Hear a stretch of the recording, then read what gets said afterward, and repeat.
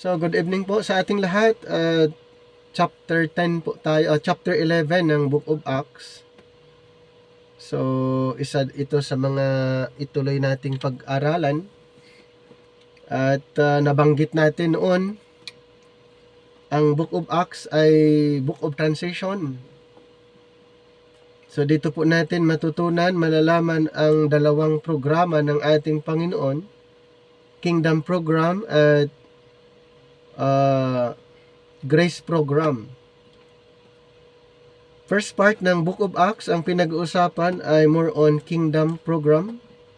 And then last part ng Book of Acts ay Grace Program.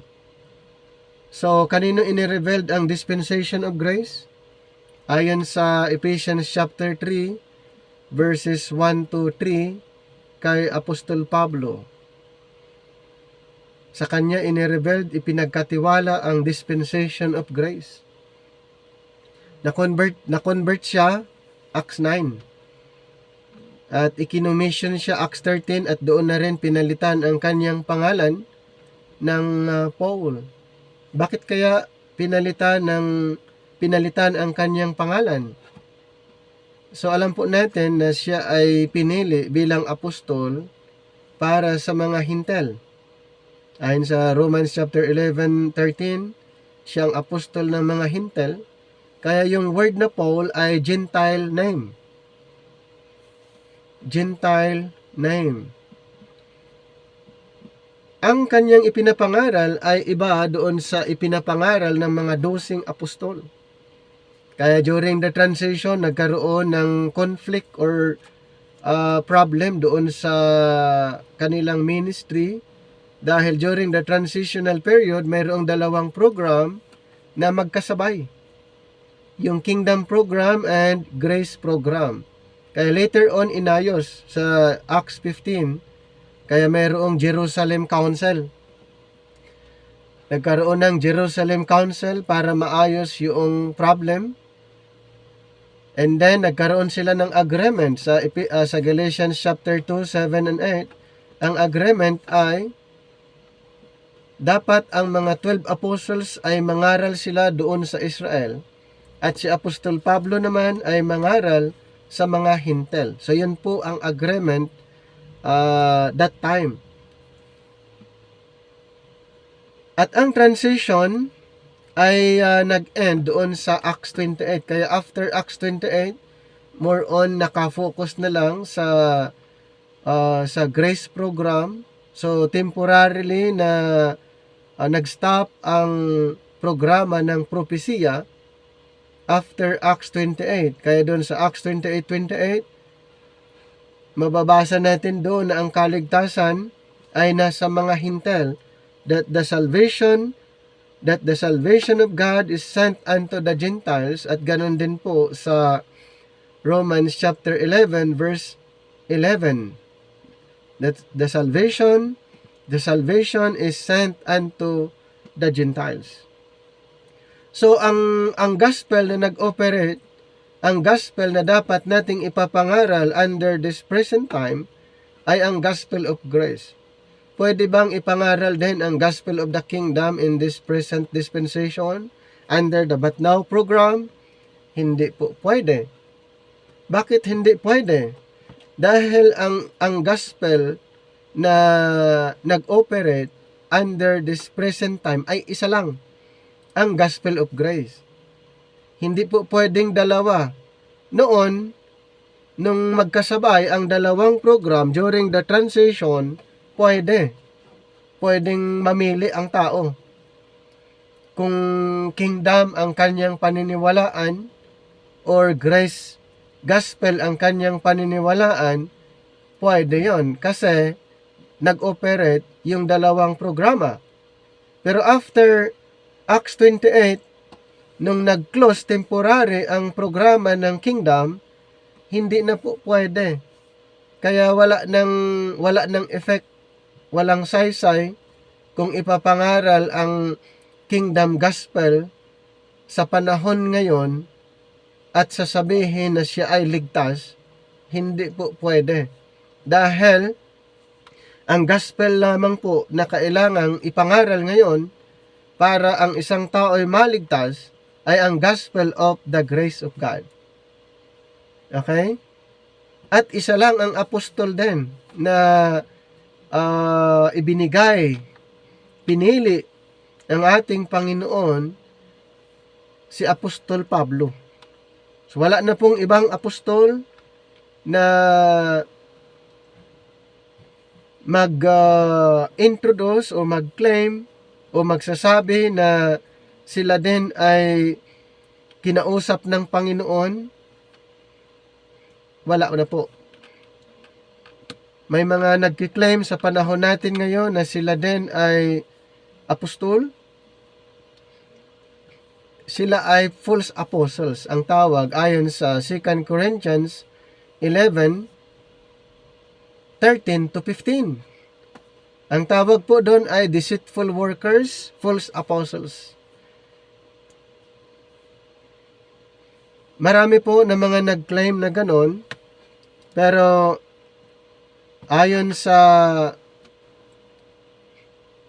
mababasa natin, lalong-lalo na sa time natin ngayon, under the dispensation of grace, ay si Apostol Pablo ang apostol para sa mga hintel. Siya din ay teacher at saka preacher.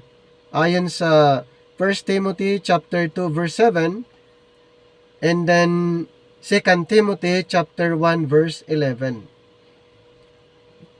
Malinaw po na siya ay appointed,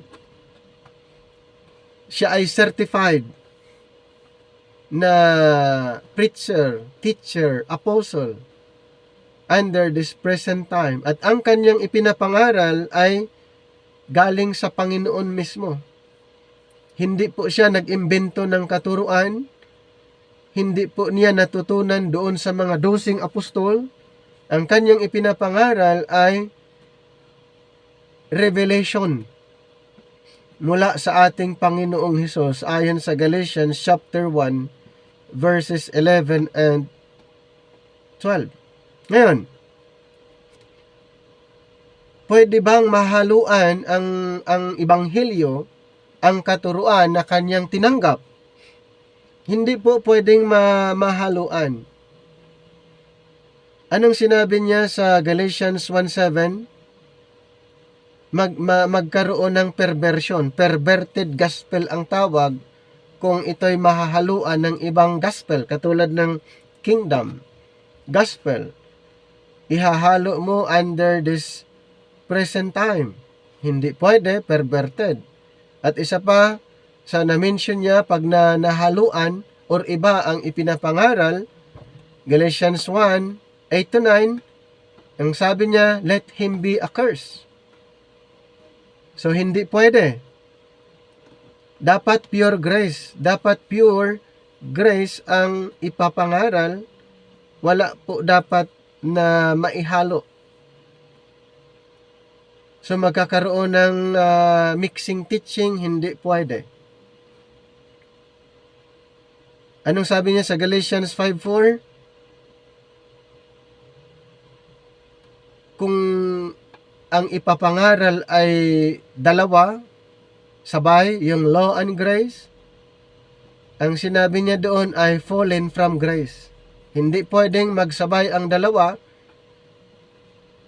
the law and the grace. Anong sabi niya sa Romans chapter 6:14?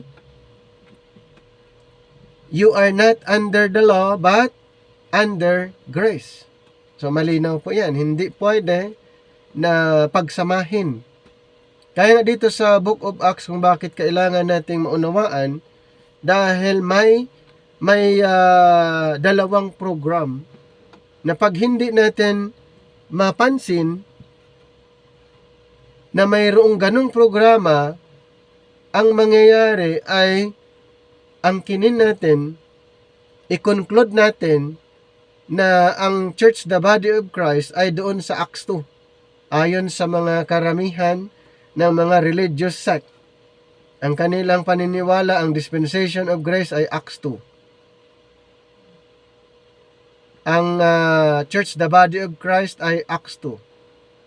Wala pa po, hindi pa na-revealed ang dispensation of grace sa Acts 2. Ang nangyayari sa Acts 2, ito po ay fulfillment sa sinabi ni Propeta Joel chapter 2. Yung Pentecost, yung pagbaba ng Espiritu, Holy Spirit, nangyayari po sa Acts 2 at marami pong mga na-converts o maraming mga converted.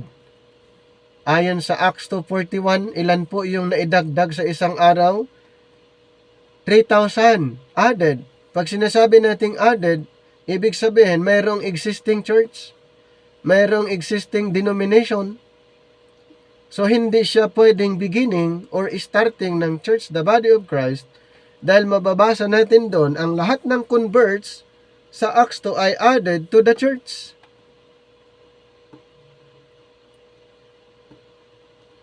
So, yun yung isa sa mga dapat nating ma-consider. At yung apostol, ang mga nagtuturo that time ay ang mga apostles na sila ikinomisyon ng ating Panginoon sa Mateo 28:19. Go unto all nations sabi niya, go and preach to all nations, baptizing them. So yung mga apostles ay ikinomisyon ng ating Panginoon. Kasama ba si Apostol Pablo doon? Hindi. Hindi siya kasama doon sa ikinomisyon ng ating Panginoon before His ascension. So yung mga nandun, yung mga apostles para sa bayang Israel, sila ikinomisyon ng ating Panginoon.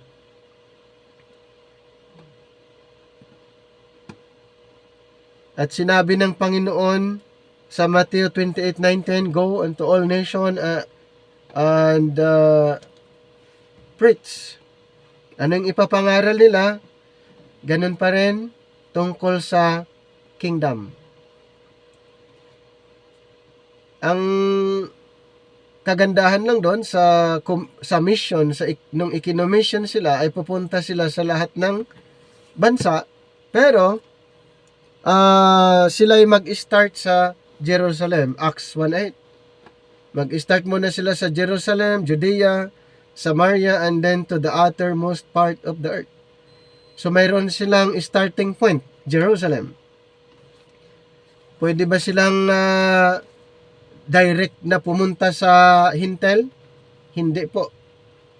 Mayroong sequence, first Jerusalem, after Jerusalem, move to Judea, and then Judea to Samaria, then last part to the uttermost part of the earth. Pero sabi niya, antayin niyo muna ang banal na espiritu para mag-empower sa inyo. Bakit kailangan nila ang espiritu na mag-empower?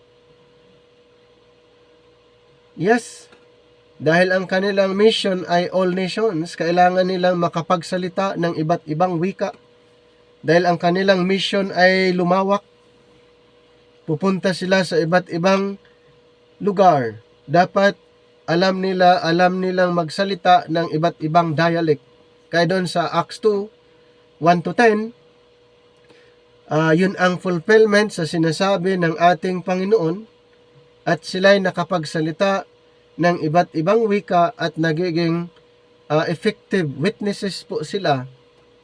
At sa isang araw may na-convert na 3,000.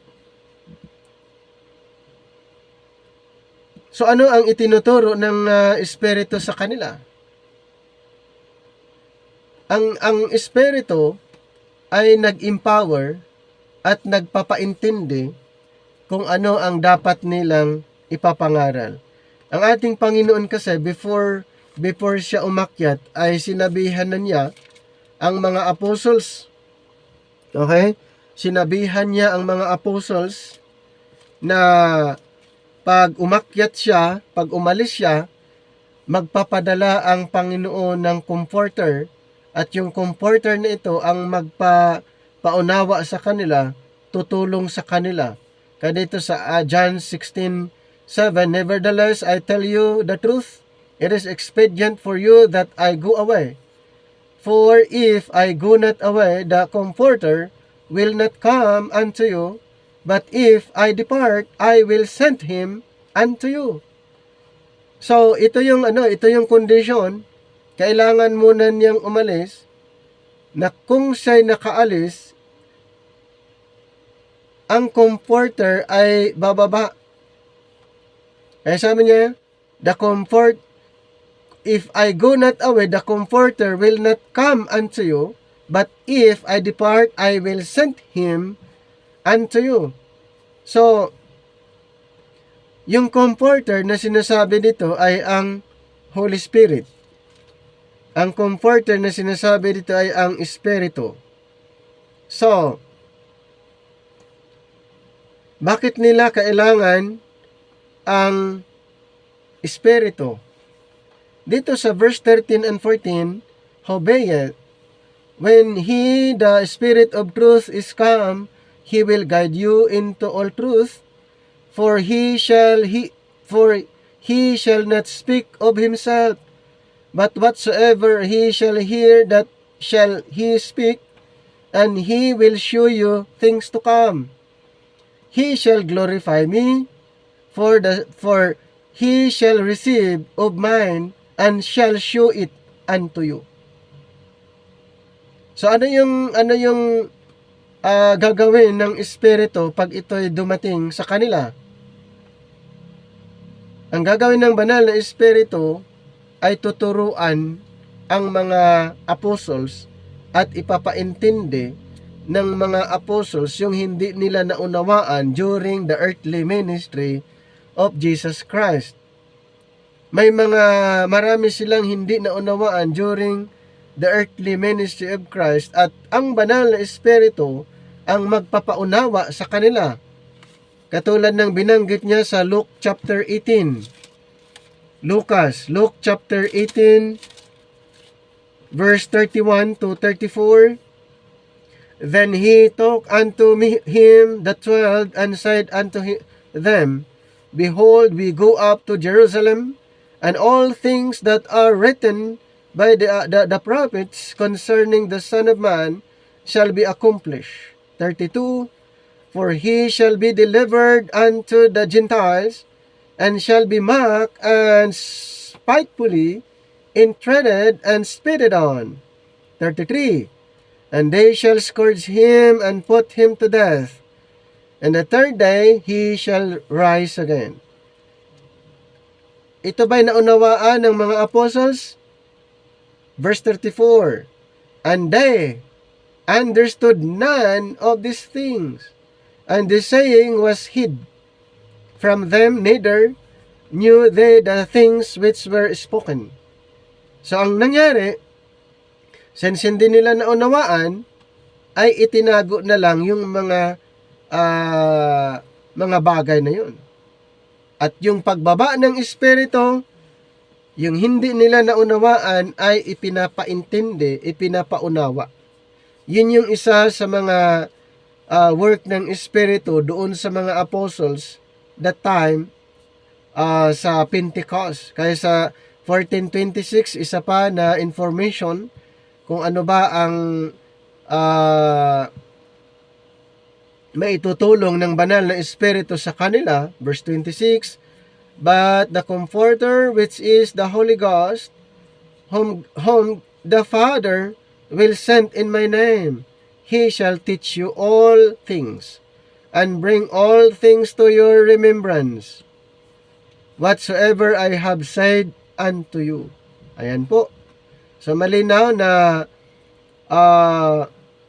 ang maitutulong ng Espiritu sa kanila ay ipapaintindi lahat ng mga bagay patungkol sa sinasabi ng Panginoon, patungkol sa propesiya at yung iba pang mga katotohanan. At sa Acts 2, doon sila nagiging effective sa kanilang ministry. Kaya nga itong si Pedro at mga apostles na hindi nakakaalam o hindi nila naunawaan ang mangyayari, ang kamatayan ng ating Panginoon, siya po ay salita, siya ay nakapagbahagi tungkol din doon sa pagkamatay ni Kristo. Pero noon, gusto niyang hadlangan ang mangyayari na sinasabi ng Panginoon na siya ay papatayin, pero ito'y hinadlangan ni Pedro. Ang sabi niya na hindi yan mangyari, Panginoon. Pero nirebuke siya ng ating Panginoon doon sa Matthew 16, nirebuke siya na get thee behind me, Satan. Kasi kung naunawaan ni Pedro, hindi niya hadlangan. Kung naalam niya yung propesiya, hindi niya pwedeng hadlangan kasi ang pwedeng humadlang ay si Satanas. Kaya sabi ni Jesus, get thee behind me, Satan. Dahil ang pwedeng humadlang doon sa propesiya ay si Satanas. Kung alam ni Pedro yon, hindi niya sasabihin yon. Hindi alam ni Apostol Pedro yung tungkol sa propesiya kung ano ang mangyayari kay Kristo, pero sa pagbaba ng Espiritu, nung kanilang natanggap ang Espiritu, si Pedro ay alam na niya. Kaya ipinangaral niya yung si Kristong namatay na nag-resurrect. Dito nga sa Acts chapter 4, sinabi niya sa mga Israelites, sa verse 10, be it known unto all and to all the people of Israel, that by the name of Jesus Christ of Nazareth, whom ye crucified, whom God raised from the dead, even by him doth this man stand here before you whole. So sinabi niya sa mga Israelites, to all the people of Israel, that by the name of Jesus Christ of Nazareth, whom you crucified, whom God raised from the dead. Naunawaan na niya. Pero before, hindi niya naunawaan na si Kristo ay mamatay at mag-resurrect. Diba? Sa Luke 18, dito sa verse 33, and they shall scourge him and put him to death, and the third day he shall rise again. And then 34, and they understood none of these things. Hindi naunawaan ng mga apostles, pero pagdating sa Acts 4, nangaral si Pedro na si Kristo na taga Nazaret na inyong pinatay, binuhay ng Diyos. So, ipinapangaral niya na si Kristong namatay, binuhay ng Diyos. Kaya dito sa verse 12, na-emphasize na sa time na ito, wala ng ibang pangalan na dapat paniniwalaan ng mga Israelites para sila'y maligtas. Verse 12, neither is their salvation in any other, for there is none other name under heaven given among men whereby we must be saved. So, may isang pangalan lang na pwedeng maligtas ang mga Israelites. Kaninong pangalan? Pangalang Hesus. Kaya kailangan nila ang pangalan, kailangan nilang paniwalaan ang pangalang Hesus na taga Nazaret para sila'y maligtas. Isa pa sa mga sinabi ni Pedro na kanilang pinatay ang Mesyas. Dito sa Acts 2:36, sinabi niya sa mga Israel pa rin, therefore let all the house of Israel know assuredly that God hath made that same Jesus whom ye crucified. So lagi niyang sinasabi yon, na itong sa lahat ng mga Israel, na si Kristo, si Jesucristo na inyong pinatay, siya pala yung long-awaited Messiah si Jesus Christ pala yung matagal kanilang inaantay na Mesyas, naniwala, na convict itong mga Israel, kaya nagtatanong sila ngayon, ano ang dapat nilang gagawin? Kaya sabi niya, unto the rest of the apostles, men and brethren, what shall we do? Sabi ng mga Israelites, sumagot si Pedro, then Peter said unto them, repent and be baptized, every one of you, in the name of Jesus Christ for the remission of sins. And ye shall receive the gift of the Holy Ghost. So yun, para sila'y maligtas, yun po, napakahalaga ang pangalan ng Panginoong Hesus, lalong-lalo na itong mga Israelites, na yung kanilang pinatay at binuhay ng Diyos, siya pala yung matagal nang inaantay na Misaya. Kaya more on Israel, nakafocus sa Israel ang first part ng Book of Acts. First part ng Book of Acts ay nakafocus sa Israel at more on ministry ng mga apostles. Ngayon, kung hindi natin aralin ang Bible rightly divided, ang mangyayari ay gagamitin natin itong mga context na ito, ang mga verses na ito, at pipiliin natin kung ano yung fitted sa atin, ano yung suitable or parang pwede sa atin. Pipiliin lang without considering the whole context. Kung para kanino, sino yung nagsasalita, sino yung kinausap, at ano yung gospel na ipinapangaral that time. Kaya, isa sa mga goal natin dito sa pag-aaral, alamin natin kung nasaan ang mensahe para sa atin. Yan naman ang kailangan dito eh. Mauunawaan natin, malalaman natin ano ba yung para sa atin na mensahe. Tandaan po natin ang Bible, without the writings of Paul, Israel ang pinag-uusapan. From Genesis hanggang Revelation, except maliban doon sa writings ni Pablo, Israel ang issue. Kaya kung alisin mo ang writings ni Apostle Paul, ang Biblia para lang sa Israel. Para lang sa Israel. Mayroong iba, dinideny nila itong si Apostol Pablo dahil ang dating ay nag-iimbento daw ng katuruan dahil kinokontradict niya ang dati. So yun po yung mga assumption ng karamihan. Hindi po niya kinokontradict yung dati. Okay? Ibang programa po siya. Sa kanya inirevealed ang dispensation of grace. Programa kept secret since the world began. Sa kanya inirevealed. Kaya walang contradiction. Hindi po siya nag-imbento ng katuruan. Ang kanyang ipinapangaral ay direct revelation para sa panahon natin ngayon.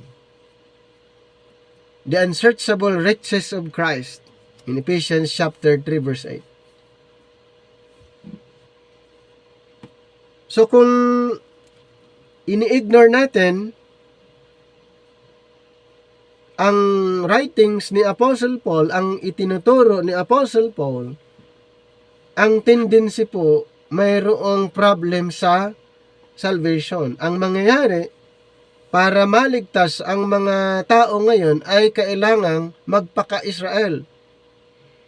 Kailangang i-adapt ang teaching ng Israel para siya'y maibilang doon sa programa ng mga Israel. Kaso lang, ang programa ng Panginoon sa bayang Israel ay nag-stop temporary, so considered unbelievers pa rin ang estado ng mga tao. magiging unbeliever pa rin. So kahit gaano kasipag sa isang gawain na sasabihin ginawa ko ito para sa Panginoon, ini-ignore naman niya yung katuruan na para sa panahon natin ngayon. Nakuha niyang point? Once na i-ignore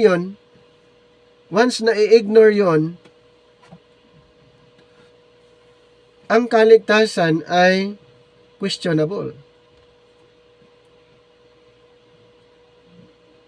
Ang kaligtasan po, ang salvation is totally by the grace of God. May mga katuruan na yung work ni Christ ay incomplete. Ang turo ni Kristo ay incomplete at makukumpleto lamang ang kaligtasan pagbalik ng Panginoon. So may mga teaching na ganoon, pero under this present time, under the dispensation of grace, ang salvation complete. Wala ka ng pagtatrabahuan para ikaw ay maligtas. Ang Panginoon mismong nag-perform, ang Panginoon mismong gumawa para ang tao ay maligtas. So kailangang mapakinggan ang Ebanghelyo para ang tao ay maniwala at siya'y maligtas. Maniwala doon sa ginawa ni Kristo mismo sa cross. So kailangang ma-share ang Ebanghelyo. Ang nakakalungkot doon, lalo na sa panahon natin ngayon, parang kulang ang kanilang assumption, parang kulang yung ginawa ni Kristo. Parang kulang yung ginawa ni Kristo dahilan na isasama nila yung mga rituals to complete daw sa kaligtasan. Hindi po. Salvation under the dispensation of grace ay tapos na. Ginawa na ng Panginoon. Ano pa ang gagawin natin? Insulto na po yon sa gumawa. Insulto po sa Panginoon na sasabihin natin kulang ang kanyang ginawa sa cross.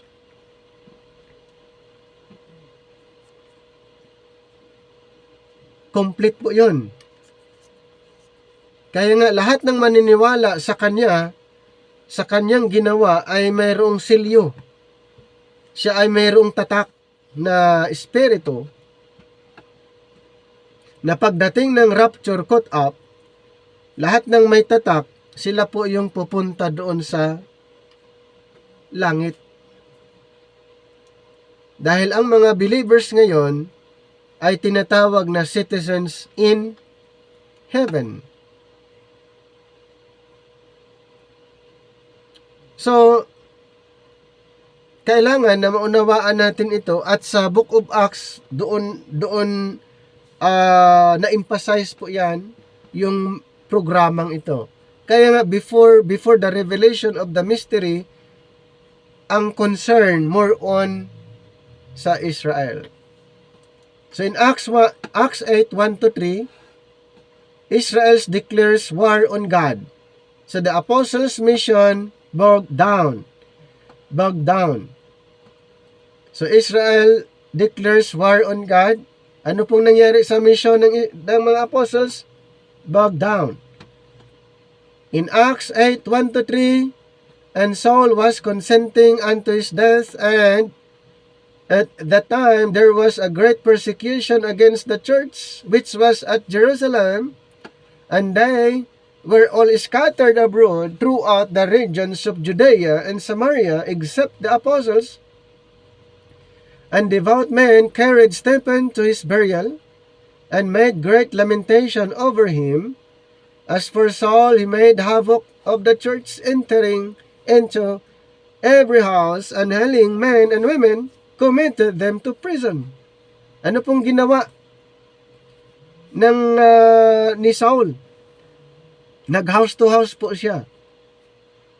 Nag-house to house po siya. Ang intention niya para ikulong ang mga followers ng ating Panginoon or yung mga kingdom believers.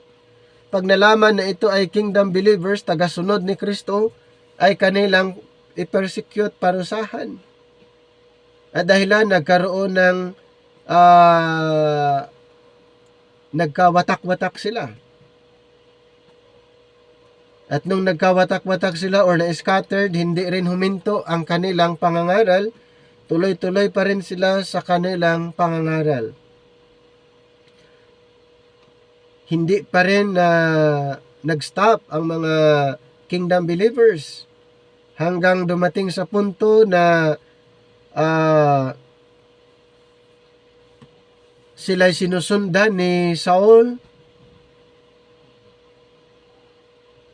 At doon sa Acts 9, mababasa natin yung record na mayroong synagogues doon sa Damascus at pupuntahan ni Saul at ano ang gagawin niya? Papatayin ang mga nasa synagogues. Yun yung isa sa mga mission ni Saul dito sa Acts 9 verse 1 and 2. And Saul yet breathing out threatenings and slaughter against the disciples of the Lord went unto the high priest and desired of him letters to Damascus to the synagogues, that if he found any of this way, whether they were men or women, he might bring them bound unto Jerusalem. And as he journeyed, he came near Damascus, and suddenly there shined round about him a light from heaven. Hindi siya natuloy doon sa Damascus para mag-persecute dahil siya ay na-convert along the way sa Acts 9. Pero ang pinaka-intention niya, purpose, ay i-persecute, patayin, ikulong ang mga kingdom believers, mga followers ng ating Panginoon. So those who would understand what became of our Lord's Great Commission to the 12 should always associate Acts 8:1 with Acts 1:8. So mostly ganun ang nangyari. So when our Lord originally commissioned the 11 apostles, He included instructions as to the geographical order of their ministry for Him, saying in Acts 1:8, "But ye shall receive power after that the Holy Ghost is come upon you, and ye shall be witnesses unto me both in Jerusalem and in all Judea and in Samaria and unto the uttermost part of the earth." So yun po yung sequence doon sa kanilang mission, sa kanilang ministry. Jerusalem, Judea, Samaria, and then to the uttermost part of the earth. This is in agreement with what Luke records in his gospel as to the Lord's command in Luke 24:47, that repentance and remission of sins should be preached in His name among all nations, beginning at Jerusalem. Now, in the opening verses of Acts 8, we find the Jewish believers going from Jerusalem to Judea and Samaria, and this has led some to conclude that this passage records progress in the carrying out of the Great Commission. So, Great Commission, the so-called Great Commission, applied only for the Israelites. And yung mga apostles, nung ikinommission sila, sa Matthew 28:19, na ito'y tinatawag na Great Commission ng iba. So yung content ng tinatawag Great Commission, yung marching order na tinanggap ng mga apostles ay sa kingdom pa rin. Ang kanilang primary ministry ay ang mga Israelites. Kahit napunta sa iba't ibang lugar, yun pa rin ang kanilang ministry. So the very opposite, however, is the case. These disciples did not leave Jerusalem in response to any command of our Lord, and they were scattered and fled for their lives. And the 12 apostles, the very ones our Lord had commanded to go from Jerusalem to all the world, stayed at Jerusalem. During the persecution, ang mga apostles ay nasa Jerusalem lang po sila. So lumabas yung mga ibang followers, yung mga followers tagasunod ni Kristo, pero mga apostles ay hindi sila lumabas. Ayon doon sa Acts 8:1, sa binasa natin. It was natural, of course, that the believers at Jerusalem should flee when the fearful persecution broke out there. But how shall we regard the conduct of the apostles in staying there? So were they delinquent in their duty? So the scriptures answer plainly that they were not. But it is sad to think that many do charge these faithful and spirit-filled men with failure to obey the divine orders because they did not leave Jerusalem with the rest. So, isang commentator dito sa book, sa Lectures on the Book of Acts, page 176 and 177, referred to earlier in this volume, takes this view. Indeed, this book finds fault with the apostles for having stayed at Jerusalem even this long, erroneously supposing that the 11 had been sent forth with the gospel of the grace of God. The author says, ano sabi niya? God sometimes has to act through disagreeable circumstances in order to compel His saints to work in accordance with His plan for them. Up to the present, then, we have found the gospel going out in the city of Jerusalem and throughout Judea, but the disciples were very, very slow in fulfilling the rest of the program. So, yun yung according to the commentator or isang writer sa kanyang conclusion. But first of all, the author of Lectures on the Book of Acts confuses. So, yung isang book na ang title, Lectures on the Book of Acts. Anong nangyari? Itong author na ito ay nagbibigay lang ng kumbaga kalituan. Confuses the multitudes of the disciples with the apostles. Therefore, it was the apostles to whom our Lord had particularly given the commission. And these disagreeable circumstances did not compel them to leave Jerusalem. The 12 stayed right where they were. So, hindi na naunawaan ng writer ng sa kanyang book, Lectures on the Book of Acts, may sinabi na ang Panginoon na mag-stay ka sa Jerusalem. So, kaya kahit sa persecution, hindi sila umalis dahil yun yung mission nga nila. Evidently confused, the author says on the next page, thus they went out into the whole land of Palestine, except the apostles, the very ones who had been commissioned to preach to every creature. For some reason, they remained in Jerusalem. O kino-contradict lang din niya yung kanyang sinasabi.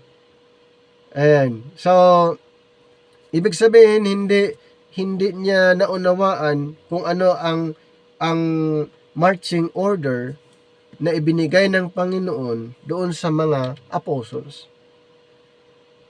For some reason, the 12 remain at Jerusalem. Alamin natin, ano yung mga possible reason kung bakit sila nagstay sa Jerusalem sa kabila ng mga persecution. It is fortunate that the apostles understood their commission better than some of our fundamentalist leaders have understood it.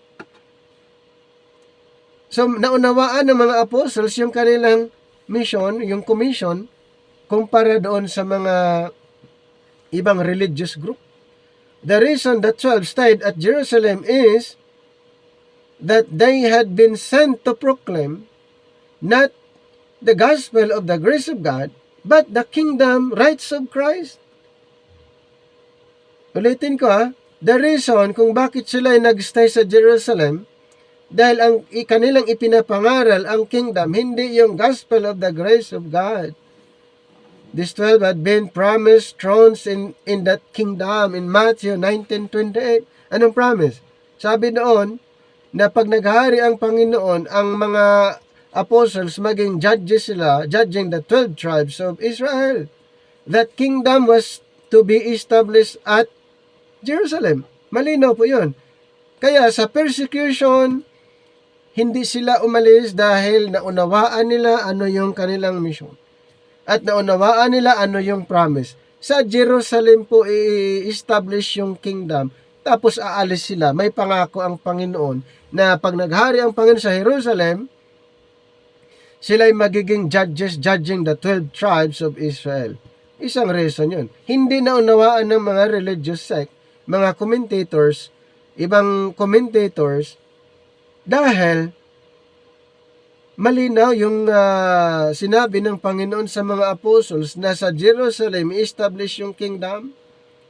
At kung aalis sila, hindi nila naunawaan yung sinabi ni Kristo na kayo ay magiging judges kayo sa 12 tribes of Israel pag ako'y naghahari.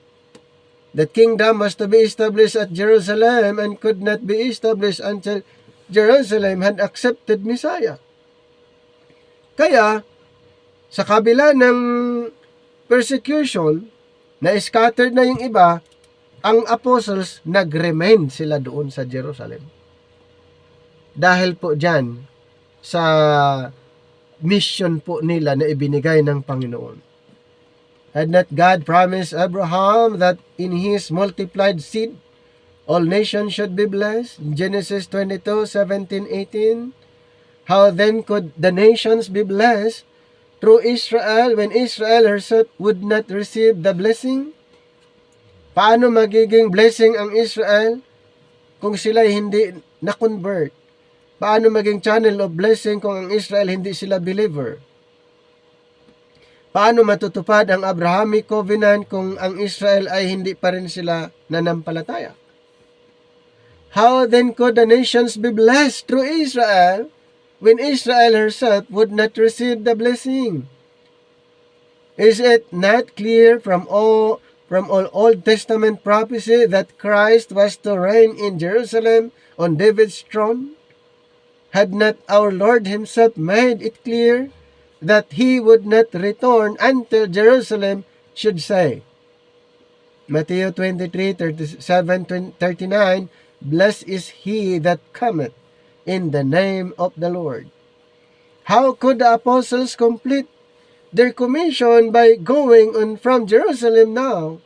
Or how could the kingdom be established on earth if Jerusalem and the nation Israel did not turn to Christ? And where would Christ reign beside Jerusalem? Hindi naman sa iba, sa Jerusalem yung pangako. Hindi sa ibang bansa, ibang lugar, kundi sa Jerusalem. Kaya kailangan nilang pangaralan ang mga Israelites lahat para i-establish yung kingdom doon sa Jerusalem. Yun yung mga rason kung bakit hindi sila lumabas. Kaya doon sa writer ng lectures on the book of Acts ay siya'y nagbigay lang ng kalituhan doon sa mga readers, doon sa mga naniniwala sa kanyang komentary. Ayan. Maraming mga may mga volumes siya, yung author ng lectures on the book of Acts, at ito'y ginagamit ng karamihan, nalito na sila.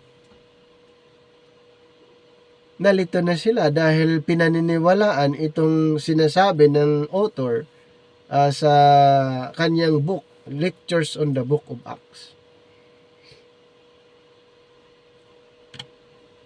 So, in the light of his erroneous views as to all this, it is not strange that the so-called Archbishop of Fundamentalism became the outstanding opponents of the preaching of Jesus Christ, according to the revelation of the mystery in Romans 16:25. So, but we should like to press home questions to all who share these views as to the 12 and their Great Commission. Yung mga apostles ay pinili ng Panginoon para mangaral. At isa pa, ang kanilang ipapangaral ay ang kingdom, hindi po gospel of grace. Okay? Hindi po gospel of grace. Ayon sa mga commentators o ibang mga writer na yung ipinapangaral din ng mga apostles ay grace. Hindi po. Kilala nyo si isa din na writer, itong si Dr. Ironsides. Writings on this subject still continue to lead sincere believers astray on these important matters, confusing them both as to what happened in early Acts and as to the program of the present dispensation of the grace of God. So itong si Dr. Ironside, isang proponents ng Acts 2 dispensation. At yung iba pa na mga dispensationalists, sila po yung mga proponents doon at naniniwala na ang church, the body of Christ, dispensation of grace, ay sa Acts 2. So marami po na mga katuruan na doon po ibinabase. Now, Saul, the rebel leader, itong si Saul, one person stands out more prominently than all the rest in this wicked rebellion. It is Saul of Tarsus, the young man who healed the clothes of Stephen's murderers, a promising and already distinguished young man. We heard that this Saul was consenting unto Stephen's death. Does this mean that he was a member of the Sanhedrin? And he was a young man in Acts 7:58. As we have said, and it was a great exception for a young man to be made a member of the Sanhedrin.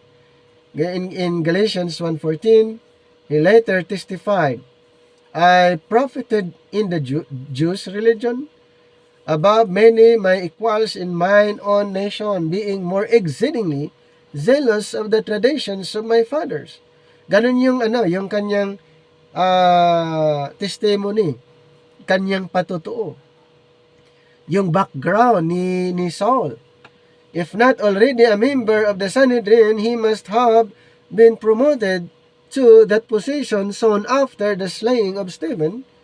For both Acts 23, verse number 6 and Philippians 3:5 make it clear that he was a Pharisee and testifying before Agrippa concerning his persecution of the saints at Jerusalem. And he says that when they were put to death, he cast his vote against them in Acts 26:10. So probably means that he was married and had children at the time, for evidently only fathers were admitted to Israel's Supreme Court. So ito yung isa sa mga belief, kasi hindi pwedeng maging part sa Sanhedrin kung walang kung hindi married. Kaya isa sa mga qualification kaya siya ay probably na mayroon siyang na siya ay married and then meron siyang mga anak. Ito po ay probability dahil paano siya magiging part ng Supreme Court. Okay? Na hindi siya qualified doon sa mga requirements.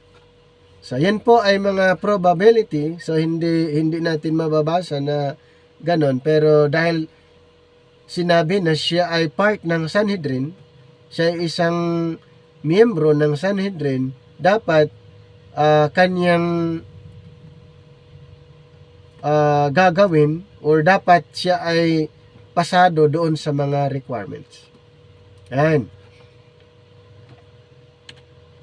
At any rate, this young zealot in his flaming hatred of Christ, itong si Saul, according to Acts 26:11 and 12, so relentlessly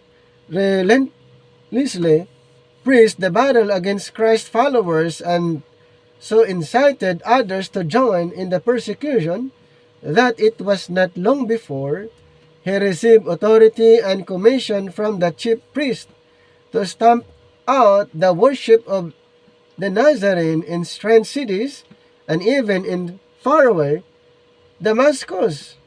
And there has been some discussion as to whether or not Paul was the chief of sinners. The answer to this question is simply that the scripture says he was. May mga discussion regarding that, kini-question kung siya ba talaga ay chief of sinners. Pero mababasa naman natin na siya ay chief of sinners. So, the scripture says he was, and sets forth this fact to demonstrate the truth that Christ Jesus came into the world to save sinners. This is a faithful saying according to 1 Timothy 1:15 to 16. This is a faithful saying and worthy of all acceptation, that Christ Jesus came into the world to save sinners, of whom I am chief. Howbeit, for this cause I obtain mercy, that in me first Jesus Christ might shew forth all long-suffering for a pattern to them which should hereafter believe on Him to life everlasting. Ayun yung sinabi niya. Okay, yun yung sinasabi niya na siya ay chief of sinners and later on become a pattern sa lahat ng mga naniniwala. So siya ay nagiging pattern. Siya yung pinakaunang taong na-convert by the grace of God. Kaya siya yung naging pattern sa lahat ng mga grace believers. Itong si Apostle Paul. So the question has probably arisen through a misunderstanding of terms. Yes, marami po pwedeng nagkakaroon ng kalituhan dahil sa mga terms. When Paul is spoken of as the chief of sinners, some suppose that it is meant that he was the worst of sinners. Of course, he was not. Even in his unsaved state, he lived in all good conscience in Acts 23:1. And later testified, I verily thought with myself that I ought to do many things contrary to the name of Jesus of Nazareth. According to 26:9. Ito yung kanyang yung patutuo before his conversion and then after his conversion na na-realize niya. And this could hardly have been said of Judas or of the chief priest, for example, and in this sense, they were worse sinners than Paul. So, this shows how far conscience can lead men, or as Renor did it excuse him that he persecuted the saints with a clear conscience. For us, we have pointed out, he could and should have known that Jesus was the Christ. But the word chief does not mean worst. According to some ideas, yung dinefine niya yung word na chief of sinners ay worst of sinners. So, the word chief does not mean worst. It means foremost. It denotes rank. The original word is translated chief at least 6 other times in our authorized version, giving us an insight into the usage of the word in Matthew 20:27, chief among you. And then in Luke 19:47, chief of the people, in Acts 16:12. So kumbaga yung chief na sinasabi, not necessarily refers to a worst of sinners, but according to the scriptures na na-mention, the word chief ay may kinalaman sa rank. Yan, yung na-mention sa Matthew 20:27, chief among you. Luke 19:47, chief of the people. Acts 16:12, chief city. Acts 17:4, chief women. Acts 25:2 and 28:17, chief of the Jews. In none of this instance could the word chief be rendered worst. So, hindi naman worst. Pero yun ay assumption lang ng mga commentators. Now, Saul was the chief that foremost of sinners. He was their leader at this time. Diba? During that time, siya yung kaya nga sinatawag siyang chief dahil siya yung nag-lead doon sa mga persecution or yung ikukulong yung mga kanilang nahuli. Ayan. So, remember, the Gentiles had long ago rebelled against God at Babel. And then 3 times in Romans 1, we read that God gave them up. And God gave them up. God gave them over in Romans 1:24, 26, 28. So, then choosing Abraham's seed, He proposed to restore and bless the world through them. So, ganun po ang dahilan doon. Kaya ang Panginoon po, pinili niya si Abraham. And then through Abraham's seed, ma-restore niya ang sanlibutan through Israel. Kasi mabless ang mga ibang bansa through Israel according to the Abrahamic covenant. But here Abraham's seed joined the Gentiles in their rebellion against God. And Saul of Tarsus leads them. Thus Saul was the chief of sinners. He led Israel. Yet the world in rebellion against God and His Christ. And he was the personification of the world's real attitude toward God and His Christ according to Psalms 2 verses 1 to 3. Then Galatians 1:13, we read of him alone. As for Saul, he made havoc. In Acts 8:3 of the church.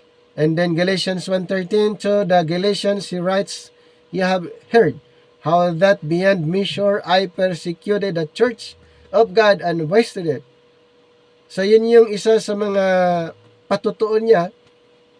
Kasi kung alam niya yung ginagawa niya, hindi niya i-persecute. So no idea na yung kanyang ipini-persecute, yun pala yung nasa tama. Okay? Nung na-realize niya, nung siya na-convert, na mali yung kanyang ginawa. Ito pa, Acts 8:3. Entering into every house and hailing or dragging out men and women, he committed them to prison.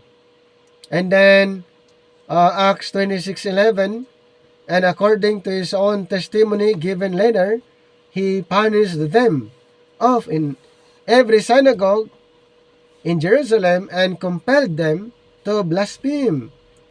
And in Acts 26:11, nor did it satisfy him when the disciples began fleeing from Jerusalem. He was determined to pursue them, being exceedingly mad against them, or he persecuted them even unto strange cities. Ganun po katindi itong si Saul before his conversion. Talagang napaka-dedicated niya. Kumbaga, yung nasa utak niya ay assassination, torture, pahirapan o ikulong o ano man dyan yung mga terms. Basta, ang nasa isip niya, mapigilan lang yung pagdami ng mga believers. At isa pa sa mga ginagawa niya, Acts 9, 1 and 2, and Saul yet breathing out threatenings and slaughter against the disciples of the Lord, went unto the high priest and desired of him letters to Damascus, to the synagogues, that if he found any of this way, anong gagawin niya? They were men or women, he might bring them bound unto Jerusalem. Then Acts 22:5, armed thus with authority and commission from the chief priest, dito sa Acts 26:12. Then Acts 22:5, Saul made it his purpose to arrest as many as he could. Ang tindi, no? Saul made it his purpose to arrest as many as he could, and to bring them which were there bound unto Jerusalem for to be punished. Ano pong ginawa nila? Naniwala sila kay Jesus. nagtuturo sila tungkol kay Jesus.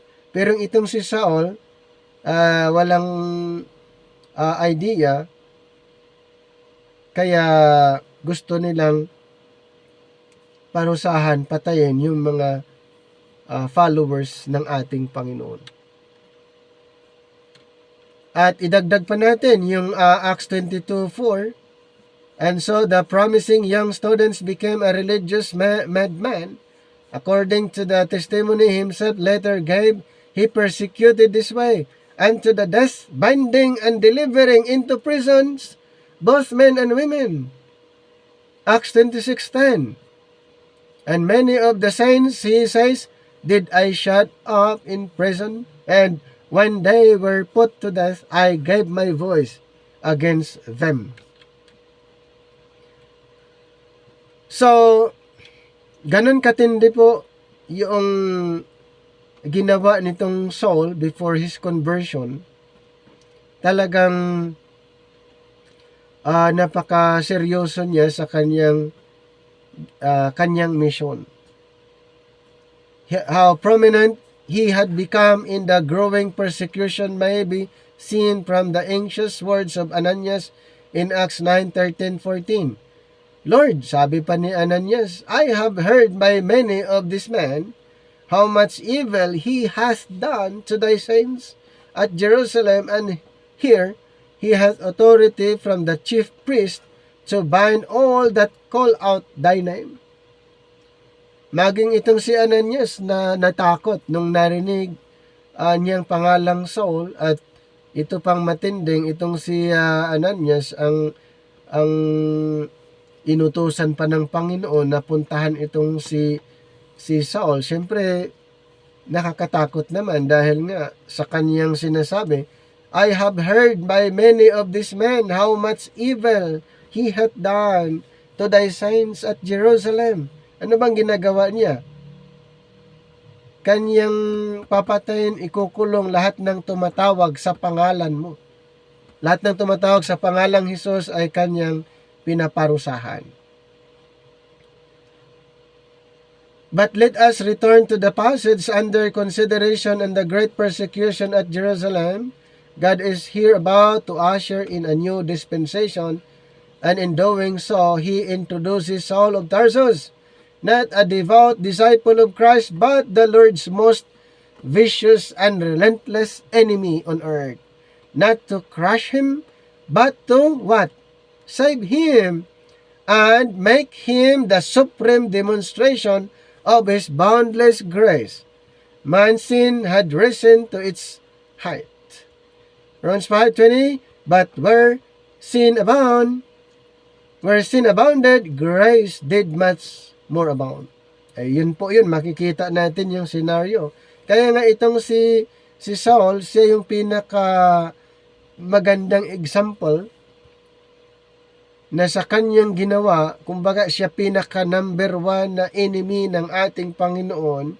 Instead na siya parusahan din, ang ginawa ng Panginoon, siya iniligtas and make him the supreme demonstration of His boundless grace. Kaya siya yung isa sa mga ginawang pattern na kahit gaano pala kasama, pag siya'y makonvert, siya'y naniniwala, ay pwedeng mabago. Katulad nga itong si Saul. Okay, so hanggang dito na lang yung ating presentation, at sana po mayroon kayong naunawaan dito sa ating presentation, at itutuloy natin bukas yung ating pag-aaral. Nasa Book of Acts pa rin tayo, kaya tuloy-tuloy lang po natin mga kapatid pag-aralan, at dami po nating pwedeng alamin pa dito po sa Book of Acts. Maraming salamat!